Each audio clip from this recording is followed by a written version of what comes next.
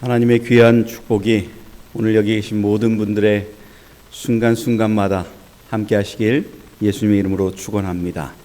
우리가 정말 살면서 여러 가지 일이 바쁘고 좀 어려운 상황이 생길더라도 하나님과의 관계 속에 이 귀한 시간들을 놓치지 않는 하나님의 백성이 되시길 또한 기도합니다. 우리에게 주어져 있는 이 순간들이 얼마나 소중한지 또한 그것들을 생각하시는 저와 여러분 되시길 예수님의 이름으로 기도합니다. 우리 오늘 설교 제목을 뭐로 정했는지 한번 보시기 바랍니다. 한번 볼까요? 시작. 마음을 알아주는 부모, 마음으로 공경하는 자녀. 두 번 쓰여져 있는 게 뭘까요? 마음입니다. 자녀들과 사이에서 부모들이 가장 큰 갈등을 겪는 게 마음의 문제입니다. 그 마음으로 인해서 자녀들은 부모가 싫을 때가 있고 부모들은 자녀 걱정하느라고 마음 편하게 있지 못할 때가 많습니다. 그래서 우리에게 있어서 이 마음이라는 것들이 얼마나 우리의 삶을 지배하는지를 생각한다면 우리 가정에 있어서 정말 마음으로 하나가 된다는 것만큼 소중한 게 없으리라고 생각합니다.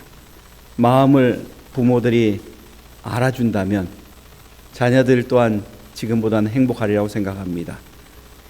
마음으로 자녀들이 부모를 공경한다면 지금보다는 더 나은 삶을 살리라고 믿습니다. 그러기에 하나님께서 인도하시는 그 걸음 속에 우리에게 주시는 기별 속에 어떻게 하면 그것이 하나 될 수 있는지를 생각하는 이 시간이 되길 바랍니다. 여러분 혹시 이 얘기 좀 들어보셨나요? 부모와 자녀가 서로 해야 할 말. 정우성과 손담비입니다. 어디서 많이 들어본 이름이죠? 그죠? 정우성이나 손담비는 둘 다 연예인이죠. 근데 그 단어 속에 뭐가 있는지 좀 찾아볼 필요가 있습니다. 부모가 자녀에게 할 말이 있다면 첫 번째는 정우성입니다. 정말 멋있다. 이 말이 아이들이 성적을 올려서 뭘 성취해서 그럴 때 하는 말이 아니라는 것입니다. 이 말은 자녀가 부모의 눈을 통해서 자신을 바라보고 성장하기 때문에 부모는 정말 멋있다는 말을 통해서 자녀는 조건 없이 존중받아야 될 대상임을 생각하게 만드는 단어라는 것입니다. 두 번째는 우입니다. 우리 딸, 우리 아들 최고라는 것입니다. 여러분, 자녀들에게 너가 최고야라고 했던 적이 있나요? 없는 거 같죠? 저도 제 아들하고 딸 보면서 너 참 잘하고 있어 이 말은 했는데 너가 최고야란 말을 해본 적은 없었던 것 같습니다. 근데 여러분, 이 말 속에는 뭐가 있냐면 너는 우리에게 가장 소중한 존재라는 것들을 얘기한다는 것입니다. 자녀 있는 존재 자체만으로 너희는 우리에게 최고의 관심사라는 것이죠. 저는 여기 계신 분들이 자녀들에게 한번 이런 말 좀 해봤으면 좋겠습니다. 세 번째는 성입니다. 성인이 되었구나라는 것입니다. 아이들은 늘 잘하고 있습니다. 근데 어른들은 어디에 멈춰 있을까요? 아이로 멈춰 있는 것입니다. 근데 이 아이들이 자라서 독립적인 사람이 되고 인격도 바뀌었고 그리고 또한 존중하는 것, 신뢰도 이 모든 것들이 바뀌었을 때 그 아이들이 잘한 것들을 인정해 주는 것이 우리에게 정말 필요하다는 것입니다. 그러면 자녀가 부모에게 해야 할 말이 뭘까요? 이건 어쩌면 자녀들에게 꼭 필요한 말이라고 생각합니다. 손담비입니다. 손을 뭐 해주세요? 잡아주세요라는 것입니다. 이게 부모들에게 아이들이 의존한다는 뜻이 아닙니다. 이 말은 뭐냐면 부모의 삶을 내가 존중하니까 부모님의 사는 삶 또한 나도 같이 손잡고 걸어갈 마음이 있으니까 손잡아 달라는 것입니다. 저는 자녀들이 부모들에게 이제는 손을 내밀을 때가 되었다라고 생각합니다. 벌써 고등학생이 됐고 대학생이 되었고 이런 과정 중에 이제는 부모를 의존하는 존재가 아니라 이제는 부모의 손을 잡고 그 인생길을 존중하며 걸어가는 그런 사람이 되셨으면 좋겠습니다. 담은 뭘까요? 닮고 싶어요라는 것입니다. 자녀가 부모의 삶과 태도, 가치관을 닮고 싶다고 말하는 순간 부모의 인생은 깊은 의미를 얻게 됩니다. 무엇보다 그것으로 인해서 부모들은 큰 존중을 받고 있는 것입니다. 그래서 자녀들의 말에는 정말 닮고 싶어요라는 말을 한번 해보는 것 또한 중요하리라고 생각합니다. 그리고 마지막은 뭐라고 말하고 있어요? 비난보다는 환대, 비입니다. 우리가 잘 아는 것처럼 이 사람이 살아가는 데 있어서 자녀들이 잘못한 것들을 가지고 지적하는 부모가 있지만은 그 자녀가 잘못한 것에 대해서 포용해주고 그를 환대해주는 그런 마음을 가진 부모가 있다면 그 자녀는 안정하게 자랄 수 있다는 것입니다. 그래서 오늘 세상을 살아가고 있는 자녀들과 부모들이시여, 정말 여러분의 말 속에 자녀에 대한 성장과 그들의 살아가는 모습 속에 정말 그들을 존중해주고 아껴주는 마음이 저와 여러분 안에 있게 되길 예수님의 이름으로 축원합니다. 그리고 자녀 또한 부탁합니다. 부모님을 같이 살아가는 존중받을 존재로 생각하시고 살아가시는 주의 백성이 되시길 간절히 바랍니다. 그리고 본 성경절을 보시길 바랍니다. 같이 읽겠습니다. 시작. 자녀들아, 주 안에서 너희 부모에게 순종하라. 이것이 옳으니라. 내 아버지와 어머니를 공경하라. 이것은 약속이 있는 첫 계명이니 이로써 내가 잘되고 땅에서 장수하리라. 또 아비들아, 너희 자녀를 노엽게 하지 말고 오직 주의 교훈과 훈계로 양육하라 라고 말합니다. 여러분, 사도 바울이 지금 우리에게 얘기하는 건 도덕적인 일을 하라 이 개념이 아닙니다. 사도 바울이 말하는 것들은 이 자녀라는 존재가 그 당시에 어떤 존재인지를 분명히 말해줍니다. 여러분, 고대 그리스 사람들은요, 이 장애가 있는 자녀들을 두고 얘기할 때 그들은 이렇게 말했답니다. 아리스토텔레스는 장애아를 양육하지 못하도록 법을 제정하라. 장애아는 뭐 하는 사람이에요? 저주받았기 때문에 그 사람은 태어나지 못하고 그렇게 하지 못하도록 뭐하라? 법을 만들어라는 것입니다. 플라톤이라는 사람은 장애아는 사회에서 격리시켜라 이렇게 말했답니다. 그러니까 아이로 태어난 것도 그 집안에서는 경사인데 거기에 혹시 장애라도 있으면 이 아이는 뭐 해줘야 되는 거예요? 버려지든가 아니면 그렇게 해야 되는 것입니다. 당시에 있었던 로마 사람들은 이 자녀나 이 사회에 있어서 정말 그들이 대하는 존재들이 어땠는지를 좀 쓰여지는 그 내용들이 바클레이 갈라디아와 에베소에 보면 이렇게 나옵니다. 로마인들은 사나운 황소를 때려 죽였으며 미친 개를 목 졸라 죽였고 가축대의 전염병을 막기 위해 병약한 가축은 찔러 죽였으며 허약하거나 불구로 태어난 아기는 물에 빠뜨려 죽였다 이렇게 말합니다. 잔인한가요? 잔인하죠. 그 시대 때 장애 있는 아이들, 그런 사람들을 죽이는 것들, 문제 있는 동물 죽이는 것 두려워하지 않았던 사람에게 사도 바울이 그 이야기를 꺼낸 의미는 깊은 것입니다. 왜냐하면 사도 바울은 사람들이 그 아이 하나 부족함이 있고 문제가 있는 아이들을 죽이는 것들을 당시에는 두려워하지 않았기 때문에 그 당시에 아이를 특별하게 취급하는 것입니다. 여러분의 가정의 자녀들은 다 중요하죠. 장애가 있든 없든 그 아이들 자체만으로도 중요합니다. 그런데 인도에는요, 자녀들을 어떻게 대하는지 그리고 또한 아내들을 어떻게 대하는지에 대한 것들의 한 예가 있는데 기독교의 삶은 다르다고 얘기합니다. 그리스도인 선교의 선교자인 윌리엄 캐리가요, 인도에서 아동 혼인 제도와 과부 소살 제도를 폐지하는 데 큰 기여를 합니다. 여러분, 아동이 이제 얼마 안 된 아이를 뭐 시키는 거예요? 결혼시키는 거예요. 여러분, 이 아이를 결혼시킨다는 것들이 합당한 걸까요? 부정하가 이게 합당치 않은 걸까요? 합당치 않죠. 이 아이가 뭘 안다고요? 그 당시에 인도에서는 그렇게 하고 있었다는 것입니다. 그래서 그것들을 가지고 폐지하는데 노력을 했다는 것입니다. 과부 소살 제도는 뭘까요? 남편이 죽으면 그 과부 아내도 같이 태워 죽이는 것입니다. 비참하지요. 정상적이지 않은 것입니다. 기독교는 그냥 세상에 살아가는 한 존재가 아니라 잘못된 것들을 바로잡고 그리고 그곳에서 정말 하나님의 뜻이 무엇인지를 기억하게 하는 것이 그들의 역할인 것입니다. 인도 남부 시골 지역에서는요, 여아가 태어나면 질식사시킨답니다.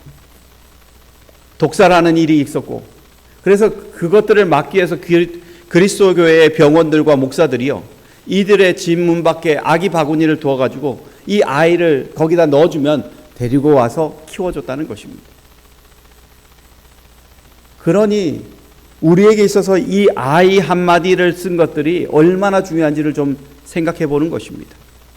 사도 바울이 한 아이를 이야기할 때는 그 아이의 단점, 이 모든 것들이 있더라도 그 아이는 하나님께서 귀히 보는 존재라는 것들을 얘기해 주는 것입니다.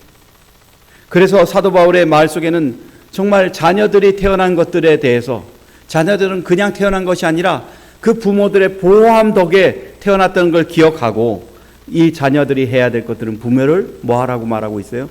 공경하라고 말하는 것입니다. 그래서 성경 6장 1절 2절에 다음과 같이 말합니다. 자녀들아, 주 안에서 너희 부모에게 순종하라.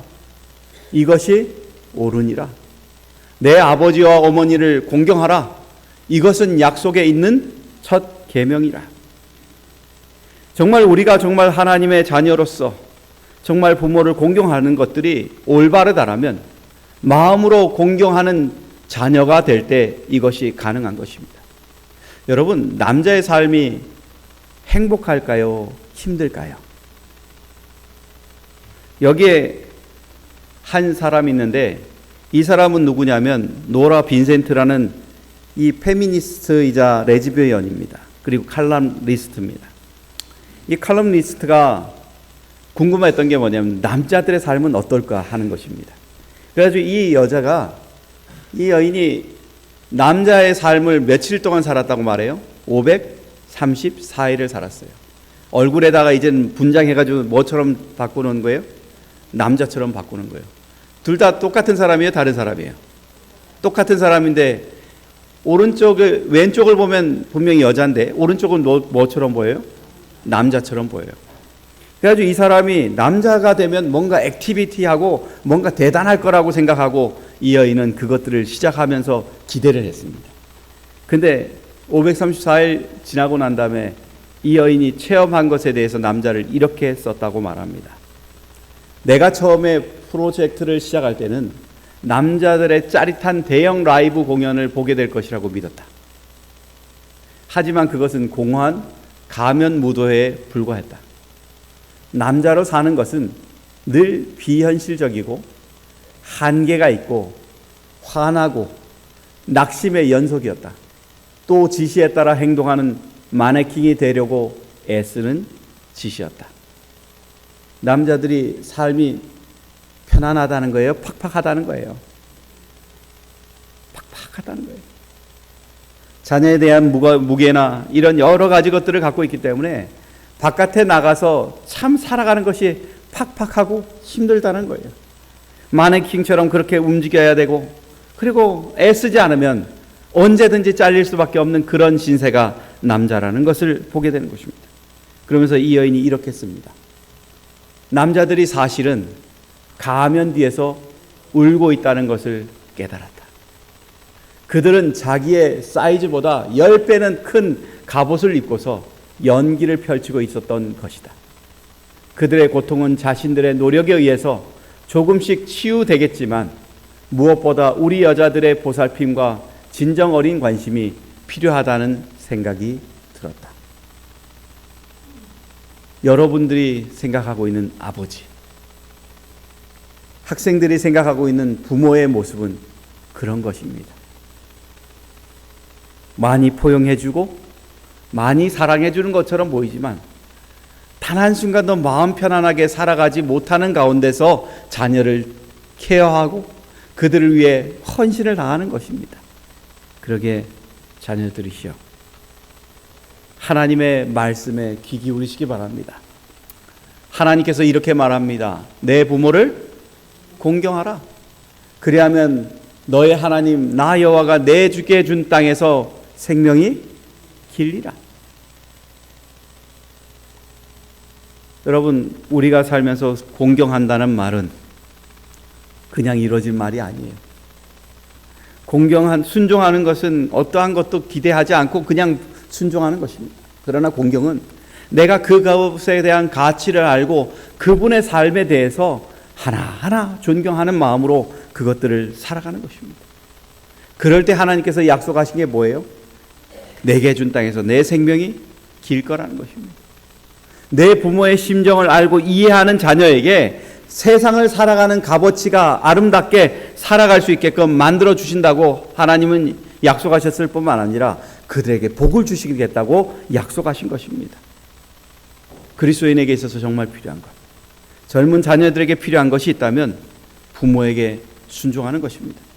순종하는 것은 예수님도 똑같았어요. 예수님이 12살 때 우리가 잘 아는 것처럼 예수님은 성전에 가셨습니다. 그리고 자신이 누군지 그때 알게 되었어요. 내가 메시아라는 것도 알게 되었고, 그리고 또한 하나님의 임재 가운데 그의 모습이 광채가 났고 그의 모습이 대단한 것처럼 보였을 뿐만 아니라 사람들 앞에 나타난 그의 존재는 이때까지 듣지 못했던 그 말을 12살 아이가 말하는 놀라운 사건이었던 것입니다. 근데 부모들이 와서 가자니까 예수님 어떻게 하셨다고 말하고 있어요? 따라갔다고 말하는 것입니다. 그러면서 그 다음에 이렇게 말합니다. 예수께서 한 가지로 내려가서 나사렛에 이르러 순종하여 받드시더라, 이렇게 말합니다. 요셉과 그 어머니 그리고 자기에게 주어져 있는 일을, 공생애가 시작되기 전까지 그분은 그 일을 계속 하셨다는 거예요. 왜? 하나님이 아버지임에도 불구하고 세상의 부모님 또한 예수님에겐 좋은 존재이고 중요한 존재였기 때문에 그들에게 순종하였다는 것입니다. 그러게 여러분, 오늘 우리가 부모를 순종한다는 말은 우리의 삶에 있어서 부모의 역할이 얼마나 소중했는지 그것들을 기억하고 살아가는 것이라는 것을 말해주는 것입니다. 주석에 보면 이런 말이 있습니다. 부모와 자녀의 관계란 무엇인가? 자녀는 연장자와 그들 위에 있는 권위, 하나님을 포함해서 권위에 대한 복종과 존경을 배우는 장이라고 말합니다. 그러니까 부모라는 존재는 정말 그들의 삶을 통해서 하나님을 만났던 것들을 자녀들에게 보여줄 뿐만 아니라 자녀들 스스로 부모를 보면서 존중할 수밖에 없게 만드는 그런 사람이라는 것을 얘기하는 것입니다. 그러게 여러분, 오늘 부모로서 자녀들에게 좋은 본보기가 된다는 것을 기억하시고 살아가시는 부모 또한 여기 계신 분들이 되시길 예수님의 이름으로 축원합니다. 예언의 시내는 교육이란 이렇게 말합니다. 이 세상에서 봉사함으로 얻어지는 기쁨과 내재에 있어서의 더욱 넓은 범위의 봉사로 말미암아 얻어질 보다 큰 기쁨을 누릴 수 있도록 학생들을 준비시키는 것이다. 자녀들에게 있어서 부모들의 역할이 있다면 자녀들이 부모를 공경할 수 있도록 그들을 하늘나라에 갈 수 있는 사람으로서 교육을 시키고 그들의 삶을 인도하라는 사명이 주어졌다는 것입니다. 저는 여기 계신 분들이 부모로서 그 자녀들이 존중할 수 있기를 바라는 마음으로 여러분의 생애를 하나님과 연합하는 주의 귀한 백성이 되시길 간절히 바랍니다. 그때에 자녀들은 이 말씀이 적용이 되는 것입니다. 아비의 업신 여훈계를 업신 여기는 자는 미련한 자요, 경계를 받는 자는 슬기를 얻을 자니라. 부모의 옳은 행동으로 인해서 자녀 또한 그렇게 살 수밖에 없게끔 만들어 놓는다는 것입니다. 부모는 자녀들에게 뭘까 하는 생각이 들었습니다. 부모는 자녀들에게 유일한 빛의 통로입니다.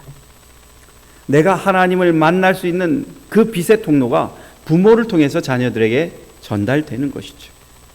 그래서 부모의 책망과 훈계가요, 그 자녀를 어떻게 인도하냐면 생명의 길로 인도하는 것입니다. 그리고 부모가 보는 명철한 견책은 자녀로 하여금 성장하는 하나님에 대한 지식을 얻게 만들어 놓는다는 것입니다. 그러게 여러분, 자녀를 키울 때 혹시 자녀 여러분들 또한 이거를 기억하시기 바랍니다. 재미는 뭐하라? 노하라.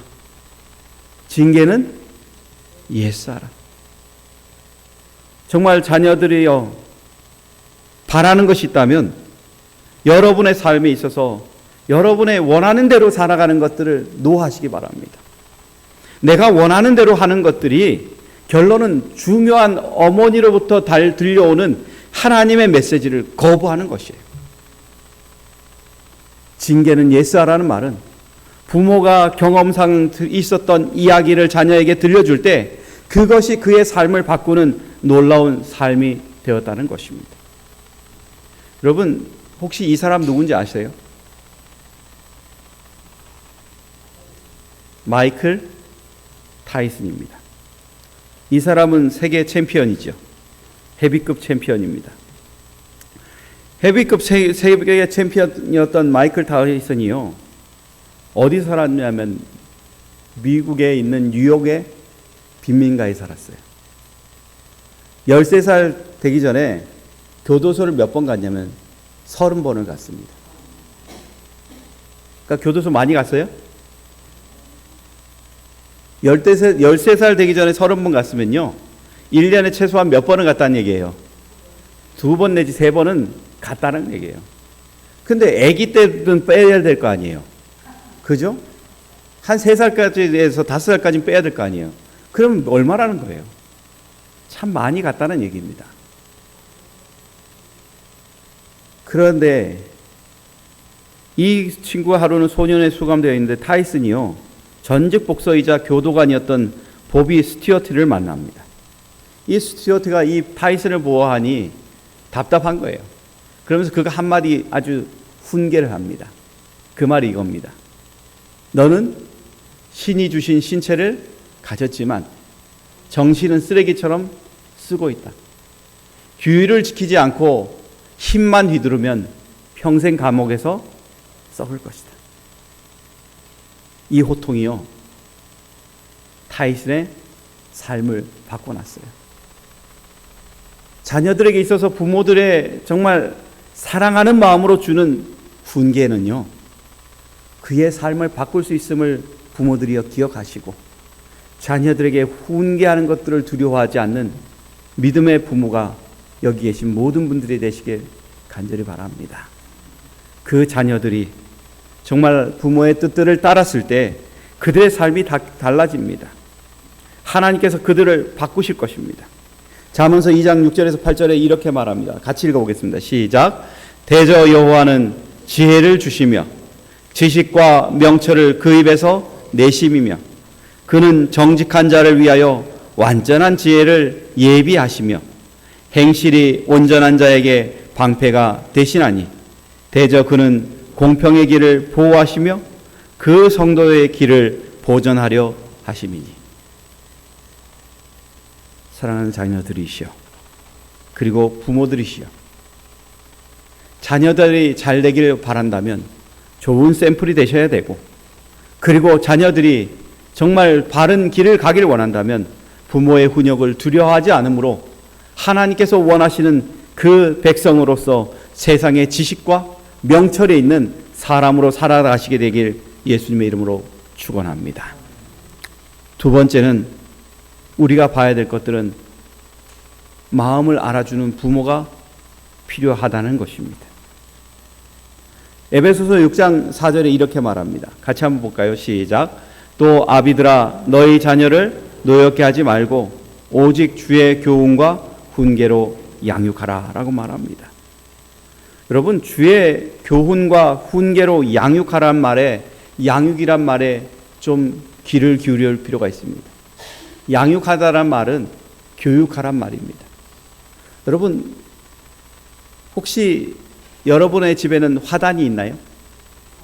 꽃이 있나요? 꽃에 물 안 주면 어떻게 될까요? 그죠? 물을 안 주니까 시들더라고요.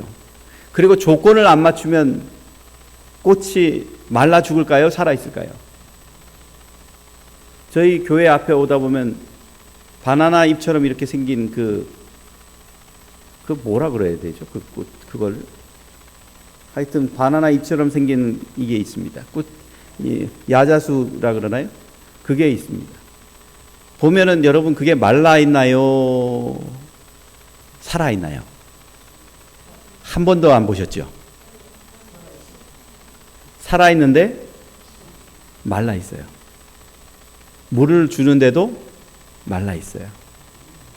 왜 그런가 봤더니만 지금은 아직까지 나올 때가 아니랍니다. 밖에 나와 있어서는 안 되는 때라는 것입니다. 뭘 맞추지 못한 거예요? 조건을 맞춰주지 못한 거예요. 우리가 생각할 때 그냥 양육하면은 그냥 잘 물만 주면 되는 것으로 생각하지만 그 자녀가 생활하는데 가장 좋은 조건들을 만들어주기에 부모들이 노력하는 모습이 절실하다는 것입니다. 내 형편이 안 돼서 못 해주는 것, 그거는 중요하지 않습니다. 부모들의 마음이 자녀들에게 좋은 감화를 끼칠 수 있도록 그들을 감싸주는 그 모습이 절실하다는 것이죠. 재림교회 원고에 보면 이렇게 말합니다. 부모들이요, 하나님이 그대들에게 바라는 것은 그대들의 가정을 하늘에 있는 가정의 표본이 되게 하는 것이다. 자녀들을 뭐 해라? 잘 보호해라.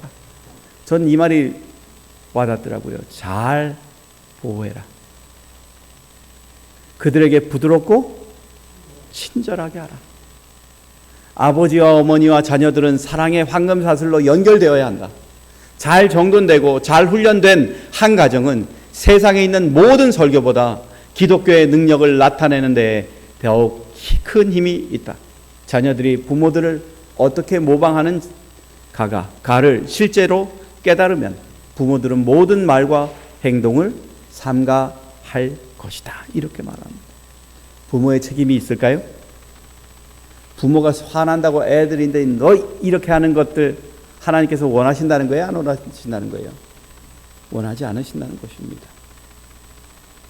하나님은 우리의 삶에 있어서 가장 좋은 조건으로 그것을 살아갈 수 있도록 만들기 위해 최선의 노력을 다하라는 것입니다. 우리가 예수님을 바라볼 때 예수님은 이렇게 말합니다. 아기가 자라며 강하여지고 지혜가 충족하며 하나님의 은혜가 그 위에 있더라 라고 말합니다. 부모들이 자녀를 키울 때 좋은 조건을 만들어주기 위해 최선의 노력을 다했다는 거예요. 아버지가 비록 목수지만 이 아이가 하나님의 뜻에 합당하도록 키워줄 수 있기 위해서 끊임없이 그 부모로서의 역할을 충실히 했다는 것입니다. 아까 얘기했던 것처럼 예수님께서 성전에 남아 계셨을 때 부모들이 예수님을 찾으러 가는데 며칠 걸렸어요? 혹시 기억나시나요? 3일 걸렸어요. 여러분, 3일 동안 그 아이를 찾는 기분이 좋을까요? 화가 날까요? 처음엔 걱정됩니다. 걱정돼가지고 하루 이틀 지나서 보는데 제가 보니까요, 부모가 이게 참다 보면 화를 내더라고요. 제가 하루는 선교지에 있는데 어떤 아버지가 있냐면 이제 교회에 갓 나온 아버지가 있어요. 근데 이분이 뭘 잘못하냐면 참는 걸 잘못해요. 아들이 이제 교회 와서 오면은 떠들까요? 안 떠들까요? 교회 생판 처음 와봤는데 떠들겠죠. 근데 아버지가 갑자기 성경을 들다면 그걸 가지고 아들을 때리는 거예요. 제가 살면서 성경 가지고 얻어맞는 애는 걔를 처음 봤어요. 성경 가지고 때리는 그것들을 제 상상에 상상하지 못했거든요. 그런데 성경 가지고 때리시더라고요. 그러면서 내가 많이 참았다고 이 얘기를 하는 것입니다. 예수님을 왔는데 예수님의 부모들이 하는 말을 보세요. 여러분, 예수님께서 있을 때 아이야 어찌하여 우리에게 이렇게 하였느냐 보라 내 아버지와 내게가 근심하여 너를 찾았노라. 이 말이 너 어디 갔었어? 이 말로 들려요? 아니면 걱정하는 말로 들려요? 너 어디 갔어요? 이 말이 아니에요. 우리가 너를 찾는데 얼마나 오랫동안 기다렸는지 아니. 부모의 말이 부드러운 말이 되는 것입니다. 오늘 사랑하는 자녀들을 위해서 여러분은 강한 말을 많이 하십니까? 부드러운 말을 많이 하십니까? 저는 여기 계신 분들이 부드러운 말을 할 수 있는 백성이 되셨으면 참 좋겠습니다. 잠언서 15장 1절 같이 읽겠습니다. 시작. 유순한 대답은 분노를 쉬게 하여도 과격한 말은 노를 격동하느니라. 사랑하는 자녀를 위해서 유순한 말을 할 수 있는 사람, 그 사람이 여기 계신 모든 분들이 되셨으면 참 좋겠습니다. 자녀들을 유순하게 키운 신앙인은 정말 그 보는 것도 다르다고 말합니다. 우리가 잘 아는 것처럼 디모데는 외조모 로이스와 어머니 유니게 속에서 자라면서 유순한 가운데 하나님의 말씀으로 자란 사람입니다. 그래서 사도 바울은 이렇게 말합니다.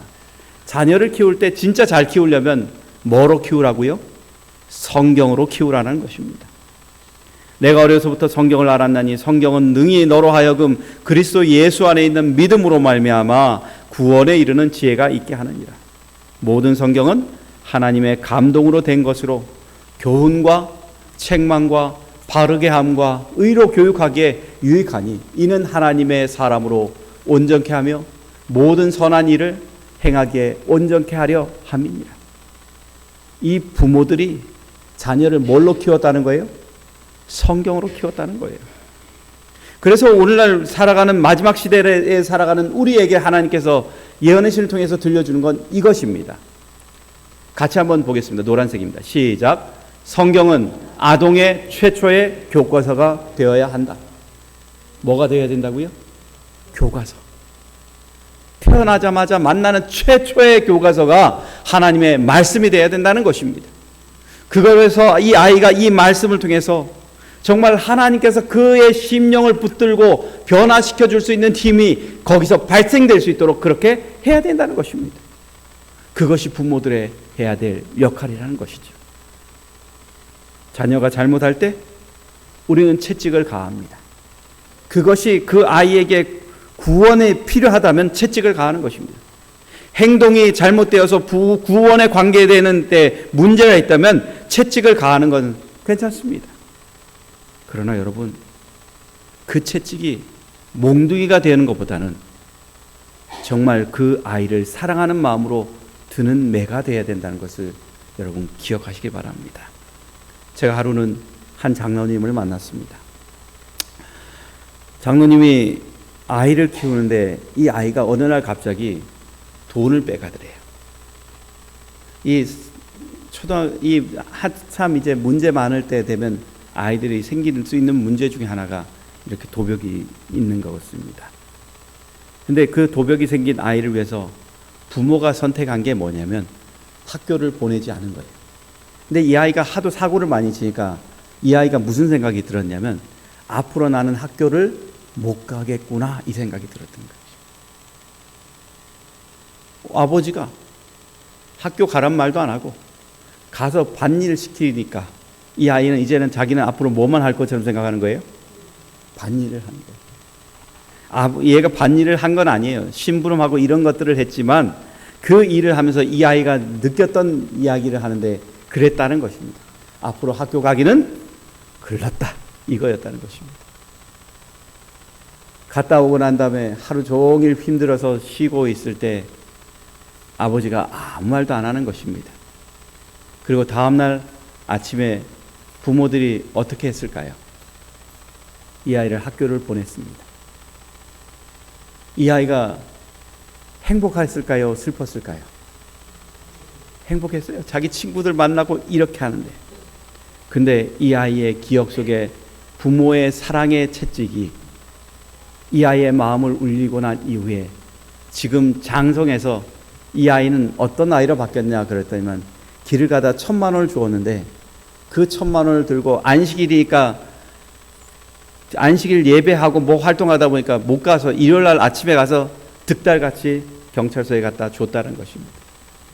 예전의 성질 같으면 그거 가지고 다 뭐 했을 텐데 다 어디다 썼을 텐데 그걸 갖다 주더라는 것입니다. 성도 여러분, 자녀의 구원과 관계된다면 마음의 채찍을 휘두를 수 있는 그런 믿음의 사람이 되시길 예수님의 이름으로 축원합니다. 자녀는 끊임없이 교육해야 됩니다. 성경은 우리에게 얘기합니다. 오늘날 내가 내게 명하는 이 말씀을 너는 마음에 새기고 내 자녀에게 부지런히 가르치며, 그 다음입니다. 같이 읽겠습니다. 시작. 집에 앉았을 때든지 길에 행할 때든지 누웠을 때든지 일어날 때든지 이 말씀을 강론할 것이며. 여러분, 자녀들은 한순간도 놔서는 안 되는 존재입니다. 이 아이가 하나님의 백성으로 성장할 수 있는 그때까지 이 아이에게 최선을 다해서 가르쳐야 되는 것이 부모의 일이라는 것입니다. 그러기에 여러분, 하나님의 뜻을 따라서 정말 순간순간마다 아이에게 하나님의 말씀의 틀을 끊임없이 들려주는 주의 백성 되시길 예수님의 이름으로 축원합니다. 앞으로의 세대는 참 복잡한 시대입니다. 우리 사랑하는 자녀들이 자라고 살아가지만 앞으로 시대가 어떤 시대일까요? 4차 산업혁명의 시대라고 말합니다. 이제는, 예전에는 어땠냐면 증기기관차가 생겼을 때 1차 산업혁명이었고요. 2차가 전기 내연기관이 생겼을 때가 2차 산업혁명입니다. 3차 때는 컴퓨터 인터넷이 있었을 때까지도 사람들은 지금까지도 뭘 잘하고 있어요? 이 일을 잘하고 있어요. 근데 여러분, 4차 산업혁명이 되고 난 이후에 미래학자들이 말하는 거는 2050년이 되면요, 지금 안정적인 일자리가 여러분들의 자녀들에게 가는 것들이 1에서 5%라는 것입니다. 100명 중에 1명에서 5명만 안정적인 일을 할 수 있지, 나머지는 다 그 일을 뭐 하지 못한다는 거예요. 할 수가 없다는 거예요.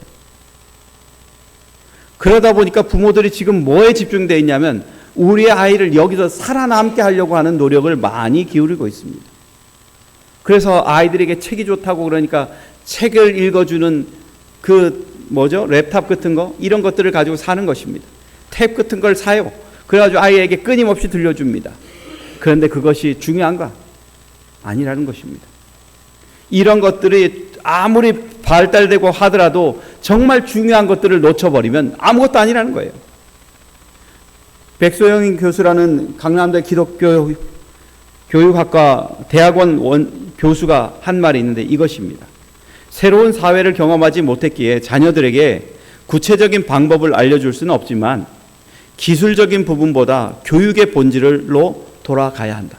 뭐로 돌아가야 된다고요? 교육의 본질. 그게 뭐냐는 거예요. 그게 이거라는 것입니다.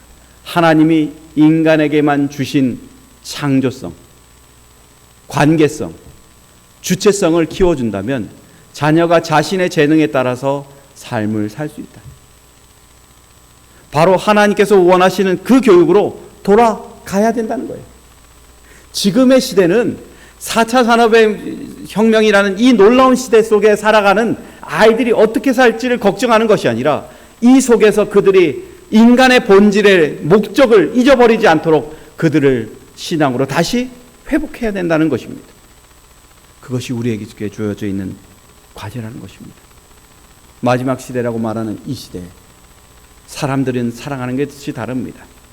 돈을 사랑하고 자랑하고 교만하고 비방하고 부모를 거역하고 감사하지도 않고 거룩하지도 않은 그런 삶에 만족하는 것입니다. 그런 삶을 향해서, 생존을 향해서 그냥 그것들을 향해 달려가게 할 것인지, 아니면 나를 통해서 하나님의 뜻이 있는 자아 성취를 이루기 위해 살아갈 것인지, 지금 우리의 자녀들은 그것들을 준비하고 선택해야 될 기로에 놓여 있다는 것입니다. 그러게 여러분, 오늘 그것에 대한 답을 하나님께로부터 찾는 저와 여러분 되시길 간절히 바랍니다. 예수님께서 말하셨습니다. 마태복음 23장 8절에서 10절에 이렇게 말합니다. 제가 8절, 성도 여러분들께서 9절, 10절은 같이 보겠습니다. 그러나 너희는 랍비라 칭함을 받지 말라. 너희 선생은 하나이요 너희는 다 형제니라. 땅에 있는 자를 아비라 하지 말라. 너희 아버지는 하나이시니 곧 하늘에 계신 자신이라. 또한 지도자라 칭함을 받지 말라. 너희 지도자는 하나이니 곧 그리스도니라. 오늘날 우리는 이 세상을 살아가면서 하나님께서 이 세상에 있었던 세상의 역사 속에 하나님께서 필요한 사람에게 지혜를 주셨고 지식을 줘서 오늘날 이렇게 발전한 시대를 우리가 살아가고 있음을 우리는 부인할 수가 없습니다. 그러기에 우리는 기억해야 됩니다. 우리의 선생은 하나시라는 것. 우리의 아버지는 하늘에 계신 아버지라는 것. 그리고 우리를 지도하시는 분은 예수 그리스도라는 것. 그것을 통해서 우리의 삶은 하나님 앞에 연합하고 아름다운 덕을 세울 수 있는 주의 백성이 될 수 있음을 이야기하는 것입니다. 그러게 여러분이시여, 자녀의 마음을 하나님께로 돌리시기 바랍니다. 부모의 마음 또한 하나님께로 돌아가야 됨을 기억하시기 바랍니다. 그리고 하나님께서 우리에게 주시는 이 마지막 시대라고 말하는 이 시대에 하나님의 뜻을 따라서 자녀를 올바른 교육으로 인도할 뿐만 아니라 서로 이야기함이 불편하지 않는 하늘을 사모하는 백성으로 살아가는 사람이 저와 여러분 되시길 간절히 바라며 말씀을 마치겠습니다.